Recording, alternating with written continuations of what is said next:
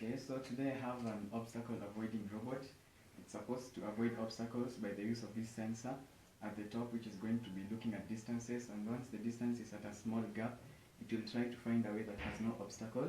I also have a Bluetooth chip that is going to enable this robot to be controlled by the use of my phone via an application that I had made. So let us power it up.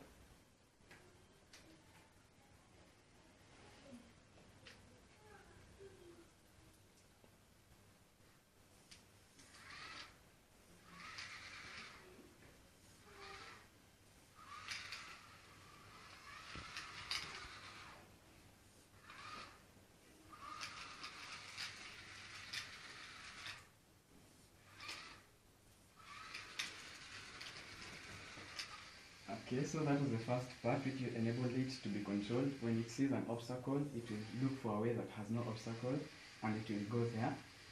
I also have a laser light that is supposed to light up wherever it goes. So the next part, I'm going to show you how to control it using the phone.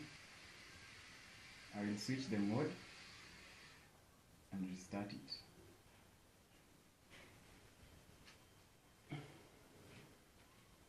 So via my phone, I'm going to first connect it. Once it is connected, I can now start manipulating it.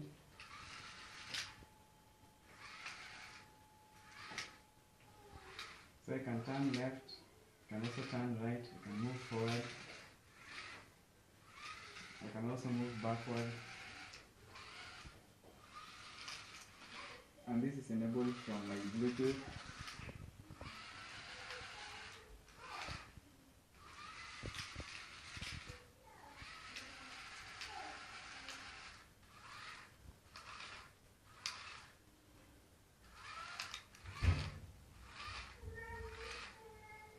That has been it for this show. I'll now stop the connection,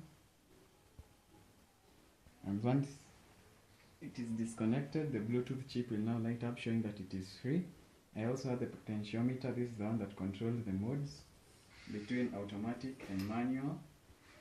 I also have this called the motor driver. It's the one that powers the wheels and tells each wheel how much power it should use to move forward and backward. I also have this as the Arduino. I may stop powering it up. So the Arduino is the main component of this project. It's the one that controls everything. It has to be programmed in this chip, and that's what tells it what to do when it encounters a certain obstacle. And down here we have batteries that power the wheels. This 9-volt battery was powering all the electrical components, including the Arduino and the sensors. And the two lights are just indicators to show us that we are in which mode. Thank you.